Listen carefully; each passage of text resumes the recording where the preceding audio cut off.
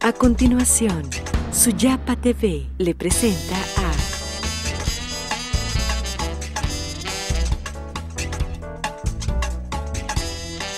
Carlos Ramos en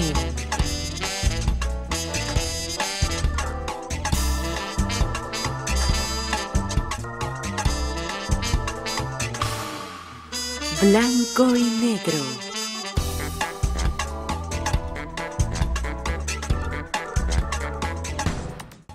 Hola, soy Carlos Ramos, esto es En Blanco y Negro. Como todos los programas, tenemos un invitado especial este día, una dama que ha hecho mucho en el servicio diplomático, sobre todo ante la Santa Sede, y este día, además de venirnos a presentar su libro, nos viene a contar su historia en blanco y negro. Le damos la bienvenida a la señora Marta Alegría. Bienvenida por acompañarnos en blanco y negro. Gracias por hacer tiempo. Muchas gracias. Tome asiento. Quiero agradecerle la invitación a su programa y quiero enviar un saludo muy cordial a todas las personas que nos sintonizan.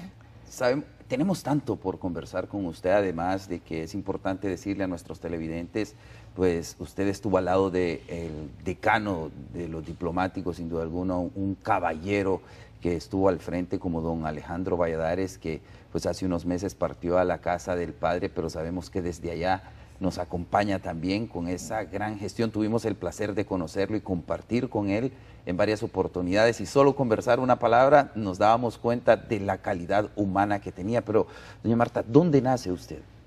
Yo soy del sur, nací en Choluteca. Sí. En Choluteca nació.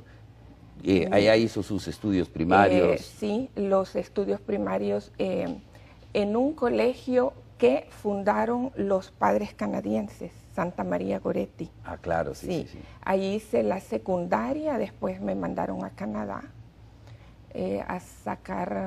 saqué secretariado bilingüe, y después me vino la afición por la pintura, y los últimos años de mi vida me he dedicado bastante a ello. ¿Estudió para pintar o no, autodidacta? Aprendí las técnicas, nada más las técnicas, pero desarrollé lo que yo tenía dentro. Y eso, además de eso, es poetisa también. Es algo, sí, que igual nació de una manera muy espontánea, sin que me diera cuenta. ¿Muy joven se fue a estudiar a Canadá? ¿Al salir de primaria? Sí, tenía 18 años, 19. ¿Qué tan fácil es para una persona que pues, vive en un pueblo y se le da la oportunidad de ir a estudiar al exterior? Sí, fue un cambio radical para mí. Desde el clima, la cultura, pero fue algo que me ayudó bastante. Yo soy una persona de naturaleza tímida, pero con el transcurso de los años he cambiado, noto que he cambiado bastante. Claro, y siendo joven, siendo niña, ¿qué recuerda? ¿Alguna travesura? ¿Cómo era su infancia en aquel entonces? Era feliz. Pasábamos las vacaciones en la finca de mi padre. Tenía una finca ya colindando con Nicaragua, una finca de café. Y los sueños los recuerdos más bellos los tengo ahí. Yo tengo la naturaleza dentro de mí, y de hecho yo pinto la naturaleza. Yo recuerdo que salíamos de la casa en la mañana, regresábamos en la tarde, íbamos a recorrer los cafetales con la trabajadora, la hija de la trabajadora, mis hermanos, cogíamos las frutas silvestres, tomábamos agua con una hoja grande, la hacíamos como un cartucho, y de las quebradas cogíamos el agua y la tomábamos. Era bellísimo. Una inocencia característica, ¿verdad?, sí, de esos tiempos. Sí. Y luego, pues, ¿de cuántos hermanos son ustedes? 6. 6 hermanos. ¿Usted es la...? Y soy la número 3. ¿Y usted es la única de sus hermanos que le tocó viajar para estudiar al exterior? No, mi hermana, cuando yo fui, mi hermana ya estaba en Canadá. Sí. Y luego, pues, sus hermanos también. Todos mis hermanos estudiaron en el exterior. De hecho, el último se quedó en Estados Unidos, psicólogo, y él vive allá. ¿Y qué recuerda de su familia, de su mamá, de su papá? ¿Cuáles eran esos consejos que le daban? Mire, mi papá tenía fama de enérgico. Y a mí me tenía, bueno, cuando yo regresé de Canadá, me dijo, yo le dije, papá, yo quiero trabajar. Claro, me dice, sí vas a trabajar, pero vas a trabajar conmigo. Y vivíamos en una casa fuera de la ciudad. Habían 7 árboles que se llaman matapalos, que echan unas raíces enormes en todo el frente de la casa. Era precioso. Y la casa era estilo colonial, grande, muy linda. Entonces yo estaba allí como en una jaula de oro. Él me dice, vas a trabajar pero conmigo. Y yo era la secretaria de mi papá. De hecho, mis salidas eran poquísimas. A los 6 meses le renuncié. Le dije, no papá, yo quiero trabajar pero no en la casa. Él me entendió y me consiguió que trabajara en el Banco Atlántida. Pero sí, trabajé un poquito ahí y después ya me vine para Tegucigalpa. Trabajaba yo en Sasa, pero en tierra, en los teletipos y todo eso. Pero fue difícil después, doña Marta, después pues así como usted bien lo ha dicho, vivía en una jaula de oro, todo bonito, y venir a Tegucigalpa y a ser más independiente, ¿se le fue complicado eso? Pues no mucho, no, tenía compañeras que nos llevábamos muy bien, me gustaba mi trabajo, y ahí en esos años fue que yo conocí a Alejandro.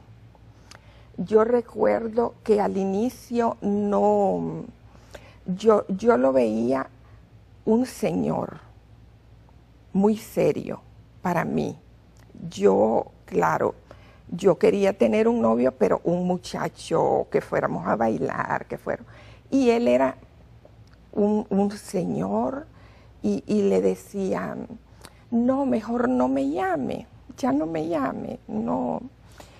Y lo que hacía, o sea, yo a veces me negaba en el teléfono, y lo que hacía era ir en persona y se me ponía frente en el escritorio. Y así fue conquistándome hasta que, o sea, yo vi el interior de él, una persona fuera de lo común. Sí, además de siempre fue un caballero, como decía Sí. al inicio, fue muy recto en ese sentido. ¿Y qué recuerda usted, ya que estamos hablando de don Alejandro, qué recuerda usted, además de esos detalles que se hacía presente para, pues, invitarle, para conquistarla realmente? ¿Qué otro detalle recuerda?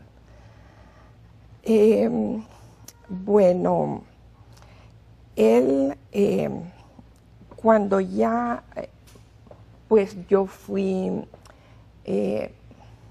ya abriéndole mi corazón, él me visitaba. Yo vivía donde mi hermana, que estaba casada, y me iba a visitar todos los días, todas las noches.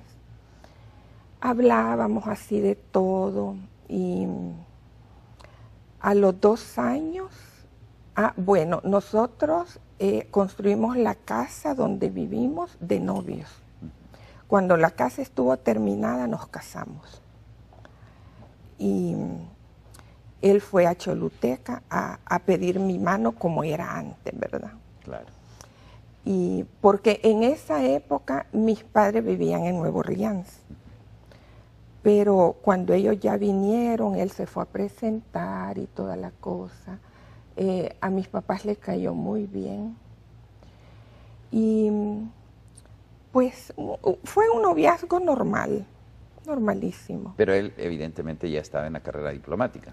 No, él trabajaba en lo que era una de las pasiones de su vida, el cine.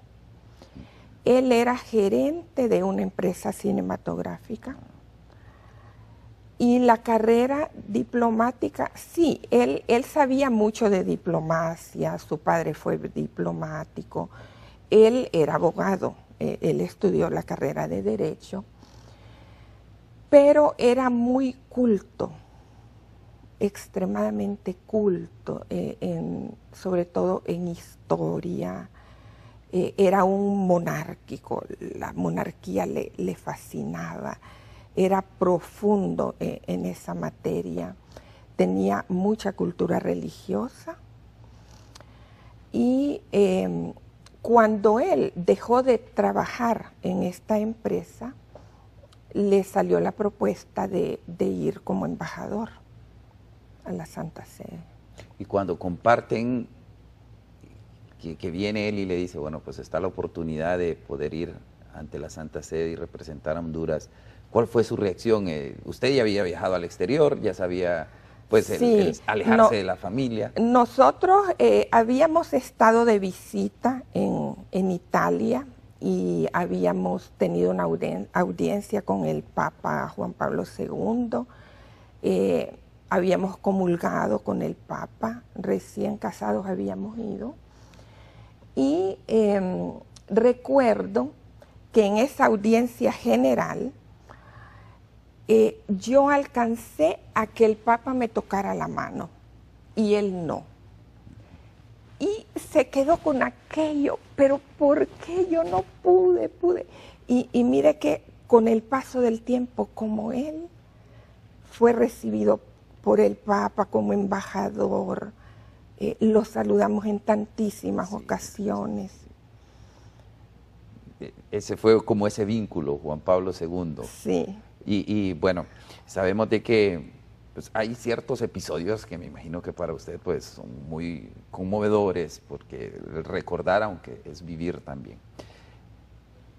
Se van a Roma, se establecen en Roma, ¿qué continúa allá? Es algo nuevo. O sea, sí. Y por un periodo corto inicialmente, se suponía que por 3 años. Por 3 años, porque nos fuimos cuando el presidente Callejas ya tenía 1 año de ser presidente. Entonces prácticamente íbamos por 3 años. Y bueno, con esa mentalidad de regresar al país, fuimos reconfirmados, 4 años más, ya fueron 7. Y bueno, allá él hizo mucho contacto, cardenales, o sea, él ahí se sintió como un pez en el agua. Le fascina la vida entre sotanas. Yo le decía, mira, es que tú eres un cura frustrado. Tú debiste haber sido sacerdote, le decía. Y él se reía. La verdad es que, bueno, cada quien tiene su destino y su papel como laico dentro de la iglesia lo supo desarrollar muy bien. Después ya él se convirtió en decano del grupo latinoamericano. Allí él hizo muchísima labor, mucha labor. Hacía eventos culturales, organizaba entre todo el cuerpo diplomático.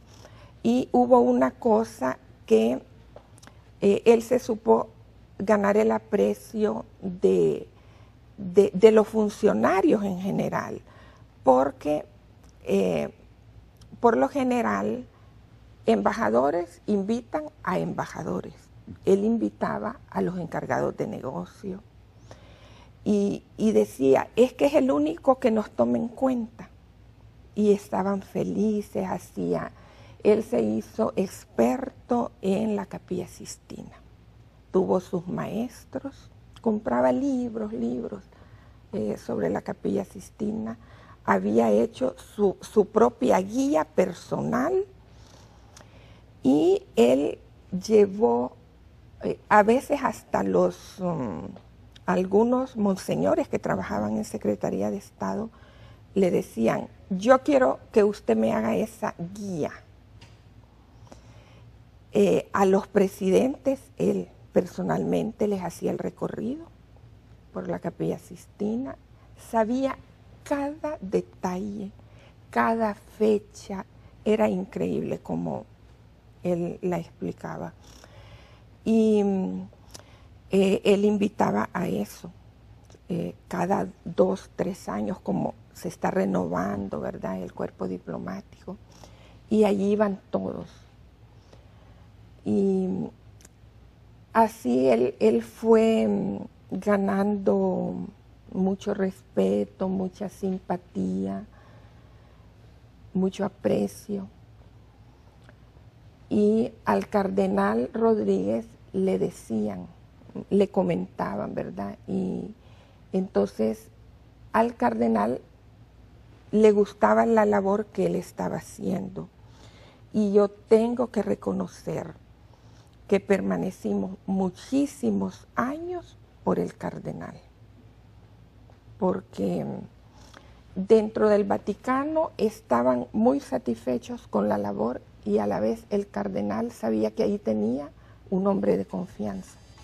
Sabe, doña Marta, después de la pausa comercial me gustaría que me comentara qué tan fácil es ser la esposa de un embajador y sobre todo ante la Santa Sede, pero vamos al corte comercial y después seguimos conversando con doña Marta Alegría, que nos viene a contar sin duda ese encuentro personal con Jesús y lo demuestra aquí en su libro, Yo te encontré. Ya volvemos, no toque su televisor, esto es En Blanco y Negro. Ya volvemos con En Blanco y Negro. Continuamos con En Blanco y Negro. Gracias por continuar en Blanco y Negro en esta amena conversación. ¿Qué tan fácil es ser la esposa de un embajador? Difícil. Sobre todo representar a un país pobre y tener tantas exigencias. Sumamente difícil. Representarlo bien, porque una cosa es estar ahí, hacer acto de presencia en los actos oficiales. Otra cosa es recibir en casa, recibir bien. Entonces, no, gracias a Dios yo tenía mis cosas buenas, mi vajilla buena, mis cubiertos de plata, y yo que soy una enamorada de todo lo bello, como los pintores que nos enamoramos de todo lo bello. Mi casa, o sea, nuestra casa, nuestro apartamento, yo lo tenía muy bien montado. Y recuerdo que a las primeras personas que invitamos a cenar a casa fueron a Monseñor Claudio Shelley, que estuvo aquí en Honduras, claro. Él nos casó, fue secretario del nuncio, y él llevaba a otro invitado que era el cardenal Pío Lagui, que estuvo de nuncio en Nicaragua y era amante de nuestra cocina. Y recuerdo que el cardenal Pío Lagui dijo, sí, acepto la invitación, pero yo quiero tamales. Hace más de 20 años no habían los tamales Natura que hay hoy. Claro. Y vengo yo y le pido, jamás en mi vida, aquí no hacemos tamales, los compramos hechos. Y le escribo a mi mamá pidiéndole la receta. Me mandó las hojas de plátano y todo. Recuerdo que antes de que llegaran hice una prueba, un ensayo. Y le doy a un amigo hondureño que estaba allá a probar. Igual a mis hijas. Y me dice una de mis hijas, mami, esta masa no se la come ni la lora de mi abuelita. Estaba dura la masa, muy bueno. No sirvió. Pues ya con la prueba yo ya dije, ya supe darle el punto y al final me quedaron deliciosos. Tal que me dijo, esto es bocadillo de cardenal. Me dijo el cardenal Pío Lagui. Y Bueno, así empecé. Yo, allá en Roma, yo aprendí a hacer pupusas, tortillas. Me recuerdo que una salvadoreña que llega a planchar a la casa me enseñó a hacer las pupusas. Y porque, aunque yo no pusiera en la mesa todo hondureño, pero algún plato tenía que ser hondureño. Y bueno, para Navidad recuerdo que ya era tradicional la cena de Navidad en casa. Pero como no cabían todas las personas en una sola noche, yo hacía, porque yo quería que todo el mundo estuviera sentado, aunque no en mesa, pero que cada quien tuviera una silla. Invitaba 40 personas una noche y día de por medio otras 40. Y así un buffet que ya era tradicional. ¿Cómo se va adaptando a ese ritmo de vida? Porque no es fácil vivir en Europa, sobre todo en Italia. Mire, una vez aquí, en mi casa de Valle de Ángeles, invité a unas amigas, eran como 15 personas. Y una de ellas me dice, Marta, tú hiciste todo. Sí. ¡Qué bárbara! Me dice, ¿cómo es posible? Yo agarré una práctica increíble, la necesidad. Claro, yo tenía quien sirviera, quien tal vez que me ayudaran, ¿verdad? Pero yo hacía un trabajo increíble. Los hijos, ¿cómo hacer con los hijos cuando se es diplomático? Los hijos, bueno, ellos, cuando nos fuimos, una tenía 13 años y la otra 17. Al inicio, la menor no se adaptó. Hizo 2 años en una escuela americana y a los 2 años la tuvimos que regresar a su adorada escuela Elbel, que la añoraba. En aquella escuela americana habían hijos casi todos eran hijos de diplomáticos, porque en Roma está la FAO, el cuerpo diplomático ante Italia y ante la Santa Sede. Entonces habían todas las culturas del mundo y ella tenía solo 3 amigas y me decía, mami, es que es horrible, allí no hay disciplina, allí hablan de la película prohibida que vieron, no me gusta, mamá, no quiero seguir ahí. Y me convenció y vino a graduarse a la Elbel. Después regresó a Italia, hizo 1 año de publicidad, no le gustó, vino a la Universidad Católica, hizo 2 años y medio de marketing, algo así, lo dejó, dijo, no es lo mío, y sacaba buenísimas notas. Y al llegar allá dijo, voy a estudiar fotografía, por decir algo. Yo dije, ¿qué va a hacer mi hija con esa carrera? Pero bueno, era lo que quería. Mire, Dios es maravilloso. Le fue abriendo el camino. Mientras ella estudiaba fotografía, un amigo nuestro, que tenía un estudio de revelar rollos de películas cerquita de la entrada al Vaticano, le dijo, mira, si quieres trabajar conmigo mientras estudias, eres bienvenida. Ella dijo que sí. La carrera era de 3 años. Trabajó allí los 3 años mientras estudiaba y este amigo le vio que tenía mucha talento, mucha chispa, y la pasó a un estudio de la misma familia, pero ya no era de revelar películas, sino que era postproducción de películas de televisión y de cine. Rapidito ella ya estaba en la última etapa y la empresa había ganado clientes porque ella ya dominaba 4 idiomas. La empresa adquirió clientela española, de Marruecos, habían muchos clientes. Y de allí se la sacó Cinecittà, que es o sea, famosísima, donde se han hecho todas las películas italianas, que es enorme. Y ahí estuvo trabajando.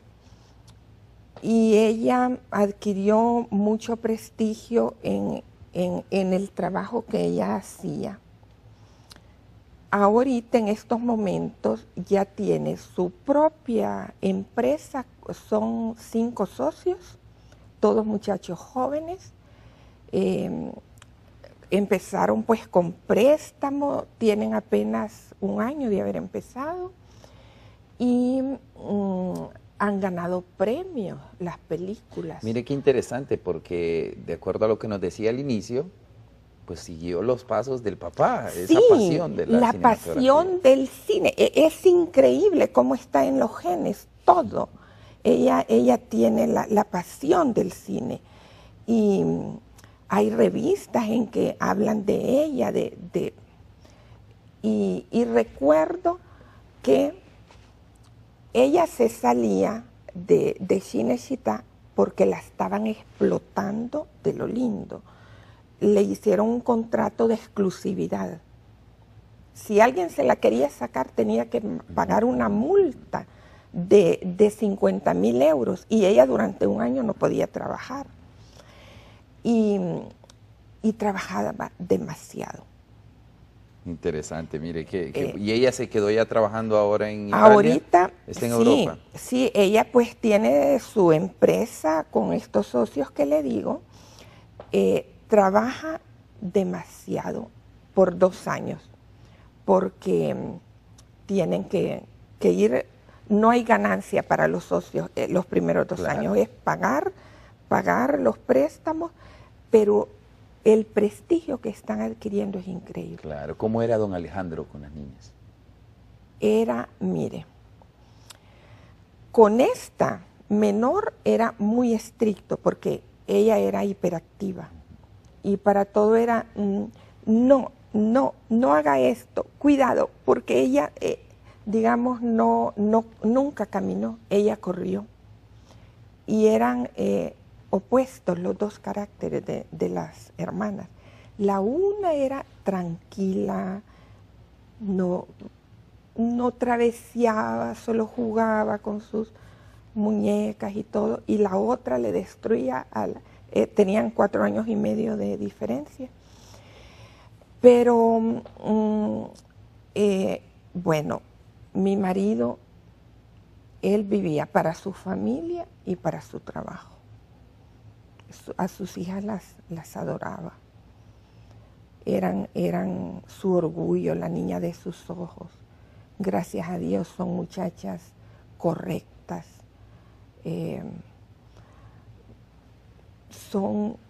Pues han tenido éxito ya, por eso, cada una en su campo, saben trabajar, son leales, tienen muchas cualidades. Qué interesante. ¿Alguna vez pensó usted en regresarse?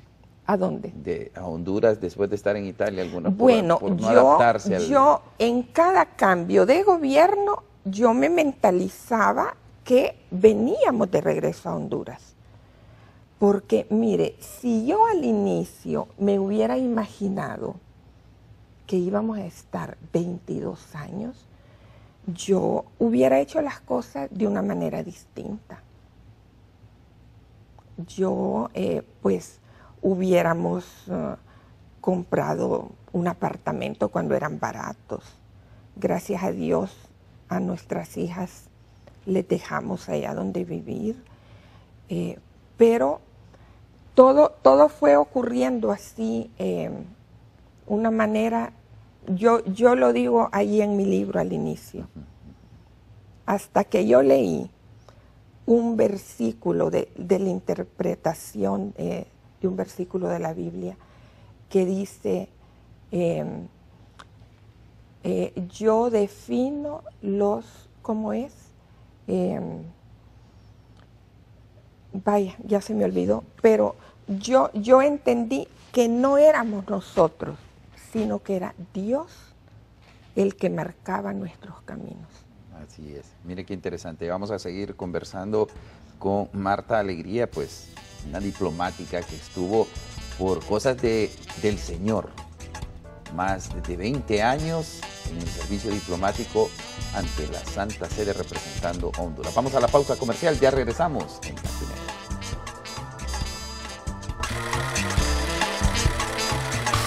Ya volvemos con En Blanco y Negro. Continuamos con En Blanco y Negro. Gracias por continuar con nosotros en esta amena entrevista. Nos comentaba, bueno, ya hablamos de sus hijos, sus hijas exitosas, han quedado viviendo en Europa. Usted pues hicieron un enorme sacrificio, no es fácil alejarse de las raíces. Sin embargo, se arraigaron muy bien, hicieron muy buenas amistades en Italia, sobre todo varios encuentros con Juan Pablo II, ya pronto santo. Sí, eso fue lo más lindo. Vivimos la mitad del pontificado de Juan Pablo II. Y creo que a raíz de eso nació el libro, porque yo pienso que no era justo que dejara para mí sola unas experiencias tan bellas. Yo te encontré. Yo te encontré es el título del libro. Me refiero a que yo encontré a Jesús. Básicamente, pues lo que hemos leído del libro es un relato, es ese encuentro con Jesús, tal y como lo dice su eminencia, el cardenal Rodríguez, justo en la presentación del libro. Mire qué placer. Y eso es algo bien importante también decirlo, porque su eminencia pues se quedaba con ustedes cada vez que estaba por Roma. Sí, mire, el libro tiene 16 poesías, casi todas inéditas, todas poesías espirituales, religiosas. Las poesías yo las escribí no con el propósito de hacer un libro. Las poesías son algo, uno no dice, voy a escribir una poesía. Claro. No. Si viene la inspiración, la escribo. Y debe de ser ahí en el momento. Si yo digo, la voy a escribir dentro de una hora, ya se me olvidó. Ya se me fue la inspiración. Hay unas que las he escrito en la madrugada, yendo en el carro hacia una capilla papal con el Papa, cosas así. Entonces, los relatos que yo hago son otras cosas, cosas lindas que me sucedieron y yo las escribía y las dejaba ahí porque con el tiempo a uno se le olvidan detalles y cosas. Un día, escuchando la homilía en la misa dominical de nuestra parroquia, el padre incitó a todos los fieles a que habláramos de Jesús. Y decía, en la familia ya no se oye hablar de Jesús. Ya estamos perdiendo las vocaciones porque los niños no escuchan hablar de Jesús. De ahí me nació la inquietud. Y si yo escribo algo para hablar de Jesús, no soy teóloga, no soy... Entonces no sentía una seguridad. Y me recuerdo que me dirigí a 3 amigos, 2 sacerdotes y un seminarista. Uno era el padre Walter Guillén, un sacerdote italiano que era mi guía espiritual de muchos años atrás, y uno que todavía, ahorita es diácono, un seminarista que tuvo su vocación tardía. Y les planteé la idea y les mandé las poesías, algunos de los relatos, o sea, un bosquejo del libro. Y me dijeron, adelante, hazlo. Entonces ya comencé en serio. Le pedí, cuando ya estaba todo bien avanzado, le dije, Padre Walter, me quería hacer usted la introducción. Yo, me dice, con muchísimo gusto, pero yo creo que la persona adecuada debe ser el cardenal, por tales y tales y tales razones. Ay, es que nadie más que yo sabe lo ocupado que pasa el cardenal. Claro. Entonces yo no me atrevía, porque no es que va a agarrar un papel y un lápiz y escribir, no, tenía que leer todo para hacer la introducción. Y eso era lo que yo no me atrevía. Pero el padre Walter insistió y un día le planteé al cardenal y me dice, él a veces solo se ríe y no dice nada. Entonces le digo, mire, eminencia, yo sí, estoy consciente que es difícil y por eso no se lo quería pedir. ¿Y sabe qué hice? En cada desayuno yo le leía mi libro. Y así, mientras desayunaba, yo le estaba leyendo y él escuchaba y así fue dándose cuenta. Y al final hizo la introducción. Su eminencia con ustedes tuvo, y como matrimonio, tuvo un vínculo bien cercano, ¿verdad? Sí, muchísimo. Él decía, esta es mi Betania, esa era su casa. Él se sentía muy a gusto y sobre todo las llamadas telefónicas, yo ya sabía a quién le podía decir no está, a quién le podía decir sí. O sea, la cuestión de sus comidas, todo. El cardenal para nosotros ha sido un padre, un hermano,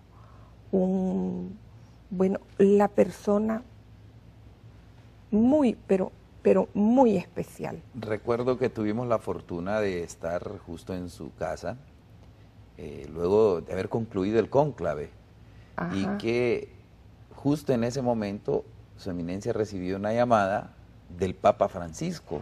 Ajá. Y fue muy emotivo porque su eminencia pues se emocionó mucho, evidentemente sí. Era el primer pontífice. Mire, que tenía una yo llamada fui directa. La primera que me quedé porque llamar a una casa particular, claro, de un embajador, pero es que el Santo Padre quiere hablar con el cardenal Rodríguez. Eso fue algo fuera de serie. Y después llamó otra vez, ¿sí? Porque él, recuerdo que se fracturó, sí, correcto, un tobillo, correcto. Y volvió a llamar a ver cómo seguía. Sí. Bueno, y entre otras tantas cosas, dentro de su libro usted también habla de las experiencias, esa cercanía que ha tenido con Jesús a través de diversos actos, particularmente cuando, pues, e incluso estuvo en un evento donde estaban muchos italianos, de acuerdo a lo que recuerdo, en donde usted dijo que no hay que tener miedo para portar la cruz. Usted hizo un reclamo. Sí, eso fue, mira, nos habían invitado. No permitan que les quiten el crucifijo. Sí, es que mire, en Italia hay una gran comunidad musulmana y ellos hacen campañas contra el crucifijo. En las escuelas católicas, en los hospitales en Italia, está el crucifijo en cada habitación. Ellos hacen campañas para que quiten el crucifijo. Para mí es un atrevimiento. Yo creo que si a alguien no le parece algo del país que los hospeda, que se vaya.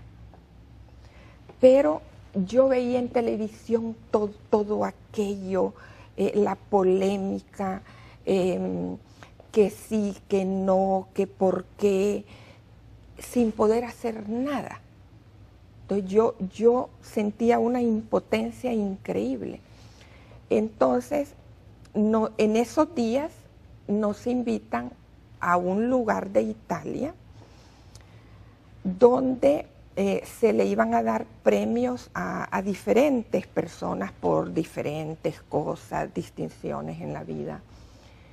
Y nos subieron al atrio del teatro, o sea, estamos nosotros, y al final, que se terminó el evento, bueno, se llamaba el grupo, ¿cómo se llama? Institución que daba los premios se llamaba Italia Unida. Y mientras pasaban todos, yo tenía aquella inquietud en la cabeza. Esta es una ocasión para que yo diga algo sobre el crucifijo. Pero como yo le decía, yo soy de naturaleza tímida y hablar en público me aterra. Pero al final agarré impulso y le dije al maestro de ceremonia, ¿puedo decir 2 palabras? Sí, me dice, y me pasó el micrófono. Mi marido estaba aterrado. ¿Qué va a decir esta mujer? Ni tenía idea. Entonces, les dije eso, ¿verdad? Que como italianos tenían que defender sus raíces, que sus raíces eran cristianas y que era lo más bello, lo más sagrado que ellos tenían, sus raíces cristianas, y que había que defenderlas. Y por ahí me fui y mire, ese teatro me llenó de aplausos y decían, es verdad lo que ella dijo, tenemos que ponernos más fuertes, más. Y sí, pero eso es porque yo, lo explico ahí, yo sentía en ese momento como un amor maternal hacia Jesús, indefenso, Él en la cruz sin poder hablar. Entonces los católicos, los que lo queremos, son los que tenemos que levantar la voz y defenderlo. Esas son cosas que pasan.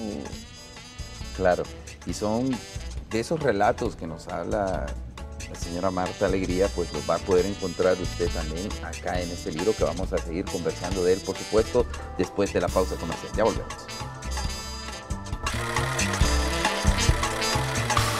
Ya volvemos con En Blanco y Negro. Continuamos con En Blanco y Negro. Bien, estamos en Blanco y Negro conversando. Doña Marta quería anexar algo en torno al libro. Bueno, yo creo que no terminaríamos. Sin duda.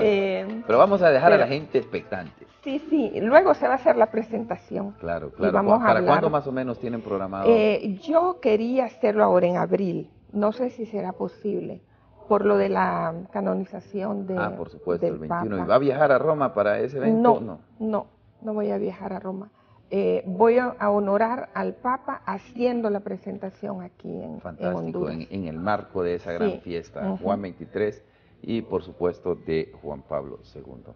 ¿Qué es lo que más recuerda, doña Marta, entrando en materia en este momento, del embajador Alejandro Valladares? ¿Qué es lo que más recuerdo? Mira, hay muchas cosas que yo jamás olvidaré. Todo el entorno a su muerte fue algo muy misterioso.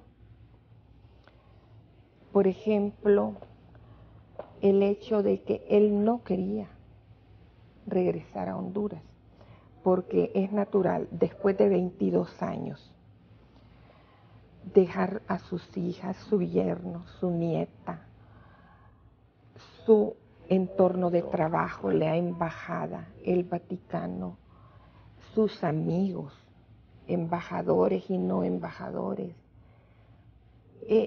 Todo eso fue para él un trauma. Y él me decía, yo no quiero regresar a Honduras, pero ¿por qué todo? Mira, le decía, todo lo que comienza termina. Nuestra misión terminó. Demos gracias a Dios que trabajaste 11 años más después de los 65 que debió haber sido jubilado. Todos los bellos recuerdos, las bendiciones, todo eso ha enriquecido nuestra vida, que podemos vivir felices de nuestros recuerdos. No, pero es que yo ya no voy a tener nada que hacer, ¿qué voy a hacer yo sin trabajar? Y yo me ponía a convencerlo y él me decía, a Honduras voy solo a morir.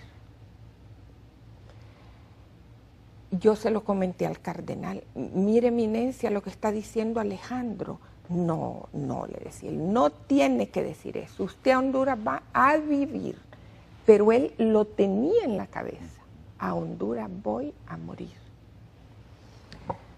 Al siguiente día de haber llegado de Roma, al siguiente día a las 3 de la mañana, él se accidenta y a raíz de eso muere al mes y medio. Es algo, o sea, él presintió su muerte. Él tenía principios de una enfermedad neurológica que no estaba bien definida todavía, si era Alzheimer o demencia senil, pero él tenía inicio de una enfermedad neurológica. Cuando él se accidenta y el neurólogo me dice, mire, si él vive, es muy difícil que sobreviva, pero si él vive, va a ser muy difícil. No se va a levantar de la cama. Entonces, desde ese día empecé a pedirle a Juan Pablo II, especialmente a Juan Pablo II, llévate, Alejandro. Todas las amigas que me decían, estamos en cadena de oración, yo les decía, pídanle especialmente a Juan Pablo II. Y fuera de Honduras, en Italia, en España, en Eslovenia, había cadenas de oración y a todos les pedía lo mismo. Tenía la foto yo de Juan Pablo II con una reliquia de su sotana al lado de la almohada de Alejandro. Y siempre pidiéndole lo mismo. Mire, él en el transcurso de su hospitalización tuvo bajones de presión que casi se les quedaba, infección de pulmones, de orina, tenía úlcera en el estómago de tanto antibiótico, o sea, él estaba así, entrando y saliendo de todas estas complicaciones, unas fiebres, pero cuando él estaba, que ni fiebre tenía, fue cuando se fue.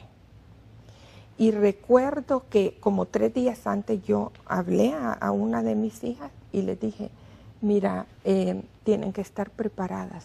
De un momento a otro yo les aviso que su papá se fue. Y me dice mi hija, mami, tengo miedo que esto ocurra el 16 de agosto. ¿Por qué el 16 de agosto? Porque es el día del Papa Juan Pablo II y como papi era tan ligado a él, Alejandro iba todos los días a visitar la tumba de Juan Pablo II. Iba a misa en la basílica antes de ir a la embajada y visitaba la tumba de Juan Pablo II todos los días. Y había aquella veneración de él hacia el Santo Padre. Bueno, entonces me dice mi hija, yo creo que el Papa se lo va a llevar. Y yo quedé pendiente. Faltaban como 3, 4 días para el 16 y no sucedió nada. Muere el 22. Mi hija estaba equivocada. El día del Papa no era el 16, era el 22. Y ese día Alejandro se fue. Yo tengo la convicción, mire, A mí ese hecho, yo estaba ya resignada, había admitido que lo mejor era que él se fuera. Pero el hecho de que ese día a las 2 de la tarde murió es porque el Papa se lo vino a llevar. Para mí no es una casualidad. No es una casualidad. Recuerda, perdón. Sí, eso le iba a decir, me dio una seguridad, una tranquilidad, una paz de que él se fue directo al cielo. No cabe duda. ¿Recuerda la última conversación que tuvo con don Alejandro, la última palabra que cruzó con él? Mire, él no tenía conversación ya una vez hospitalizado. Decía frases sueltas. Y recuerdo que yo le hablaba constantemente. Mira, tú no estás enfermo.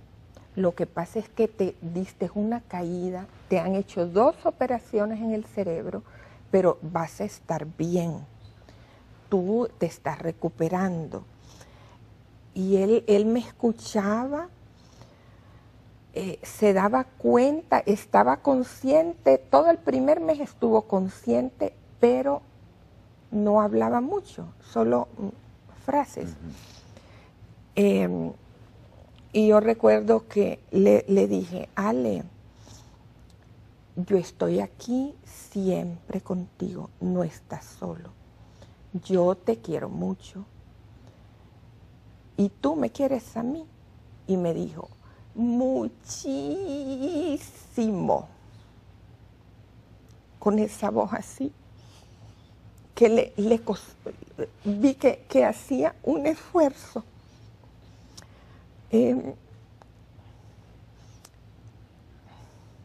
Son cosas que, eso fue lo último, casi lo último que él dijo. Pero bueno, antes de venirnos, sí hablábamos mucho de nuestra venida. Le decía yo, no te tienes que preocupar, ya viviste como tú quisiste vivir, con tantas satisfacciones. Démosle gracias a Dios por eso. Pero a él le preocupaba qué iba a hacer. De hecho, del día que él dejó de ir a la embajada a cuando nos venimos, pasaron casi 4 meses. En esos 4 meses, él empeoró muchísimo de su enfermedad. Claro, un hombre muy activo. Sí. Y luego, pues, sí. Como bien él lo decía, quería estar siempre haciendo algo. Sí, esa era su preocupación, ¿qué iba a hacer? Entonces, Dios es sabio. Del Vaticano se lo llevó al cielo. Le quitó lo que él pensaba que iba a ser problema, se lo quitó de encima. Se lo llevó. Y yo el primer día, después que lo operaron y los médicos no me dieron casi esperanza, decía yo, pero qué triste, ¿cómo es posible que él trabajó toda su vida? Siempre, fíjese que él no tomaba vacaciones. Él casi nunca vino a Honduras de vacaciones. Y era muy dedicado al trabajo.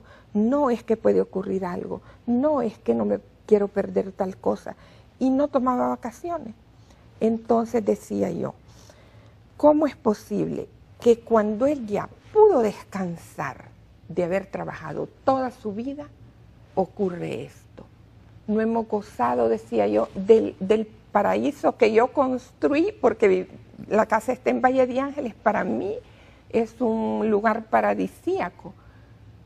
Pero yo solita reflexioné y dije yo, no, si Dios se lo lleva al paraíso, que es el paraíso que Él nos ha ofrecido, que ningún ojo se puede imaginar lo que es. No tengo por qué quejarme, no tengo por qué preguntarme nada. Y yo todo lo he aceptado con alegría. Tristeza sí, porque la parte humana, claro, sí, por fuerza. Pero sí han habido cosas dentro de la tristeza, cosas bellísimas. Y eso es lo importante. Y creo que parte de esa alegría está reflejado en este libro, que usted tiene que leerlo, amigo televidente. Ya le vamos a estar informando en los espacios informativos de Suyapa TV, en Notifide, sobre todo del avance y cuándo va a ser presentado, porque la verdad yo quiero agradecerle. No es fácil, entiendo que no es fácil venir a conversar de algunos temas que ciertamente pues causan algún tipo de tristeza, pero lo que me alegra mucho es su convencimiento y esa fe que se fortificó, no como quizás otros embajadores que viajan y solo van a cumplir un trabajo, sino que usted también encontró a Jesús y lo dejó plasmado en este libro. Yo quiero agradecerle, muchas gracias por habernos acompañado. A usted, cuente con nosotros para lo que considere necesario. Gracias. Por supuesto, les vamos a estar informando de la presentación del libro. Gracias por habernos acompañado en este programa de En Blanco y Negro. Le invito a que quede en sintonía de Suyapa TV. Con permiso.